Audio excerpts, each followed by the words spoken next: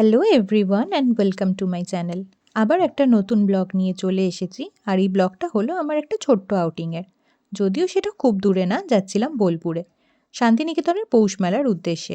সকালবেলা আমি আর দিদি দুজনেই ব্যান্ডেল স্টেশন থেকে ট্রেন ধরে রওনা দিলাম। আর ঠিক 10:30 নাগাদ পৌঁছে গিয়েছিলাম বোলপুর স্টেশনে। সেখান থেকে মাত্র 20-25 মিনিটের দূরত্বে আমরা একটা হোমস্টে আগে থেকে বুক করে রেখেছিলাম। এই হোমস্টেটার নাম নলরাজা হোমস্টে। এটা কিন্তু ভীষণ সুন্দর আর ঠিক গ্রাম্য পরিবেশ যেরকম হয় সেই আদলে এটা তৈরি। আমার তো খুব ভালো লেগেছে। আমি চাই তোমরাও একবার গিয়ে এখান থেকে ঘুরে এসো। যেরকম সুন্দর ওদের ব্যবহার, সেরকম থাকার জায়গাটাও খুব পরিষ্কার পরিচ্ছন্ন আর ভীষণ ভালো। তোমাদের বোঝার সুবিধার্থে আমি একটা ছোট্ট করে রুম ট্যুর দিয়ে দিলাম। পৌঁছানোর সাথে সাথেই ওরা আমাদের জন্য ব্রেকফাস্টের অ্যারেঞ্জমেন্ট করে দিয়েছিল। লুচি, সাদা আলু তরকারি, পায়েস আর মিষ্টি। পেট ভরে খেয়ে আমি আর দিদি দুজন মিলে রেডি হয়ে নিলাম পৌষ মেলা দেওয়ার উদ্দেশ্যে। ওখানে গাড়ি আগে থেকেই বলা ছিল, সেই গাড়ি করে আমরা চলে গেলাম পৌষ মেলা দেখব বলে। আমি না এর আগে কখনো পৌষ মেলা দেখিনি। শান্তিনিকেতনে সত্যি বলতে আমার এটা নিয়ে দুবার যাওয়া।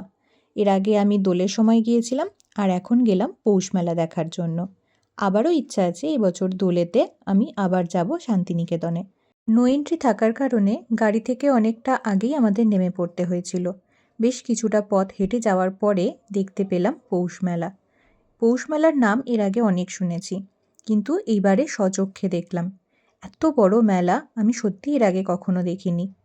খুব ভালো লাগলো এই মেলাটা ঘুরে। তবে রাত্রিবেলা ঘুরতে পারলে হয়তো আরও বেশি ভালো লাগতো। এখন দিনের বেলাতেই যা ভিড়, তা দেখেই আমি বুঝতে পেরেছিলাম রাতে ঠিক কতটা ভিড় হতে পারে। মেলা থেকে ঘুরে বেশ কিছু কেনাকাটা করে আমি আর দিদি ঠিক করলাম সোনাঝুরির হাট যাব। কারণ শান্তিনিকেতন গেলে সোনাঝুরির হাট যদি নাই গেলাম তাহলে আর কি হলো। সোনাঝুরির হাটে গিয়ে সেখান থেকেও আমি বেশ কয়েকটা জিনিস কিনেছি। আর সোনাঝুরির হাট ঘুরতে আমার কিন্তু বেশ ভালো লাগে। মেলার থেকেও বেশি আমার এই হাটেই বেশি ভালো লেগেছে। সারাদিন দুই বোনে মিলে ঘুরে অনেক কিছু কেনাকাটা করে অবশেষে পড়ন্ত বিকেলে আমরা আবার আমাদের হোমস্টেতে ফিরে এসেছি। আসার পরে দুপুরের লাঞ্চ করে আমি আর দিদি দুজনে একটু রেস্ট নিয়েছিলাম, কারণ অনেক ভোরবেলা উঠেছিলাম। সন্ধ্যেবেলা আমার আর দিদির কিছু কাজ ছিল, সেগুলো মিটিয়ে রাতে ডিনারটা আমরা তাড়াতাড়ি করে নিয়েছিলাম, কারণ অনেক ভোরে উঠেছিলাম তাড়াতাড়ি, তাই ঘুমিয়ে গেছি। শান্তিনিকেতনের প্রথম দিনটা তো বেশ ভালোই কাটলো। দ্বিতীয় দিনের ভিডিও নিয়ে খুব তাড়াতাড়ি আসবো তোমাদের কাছে।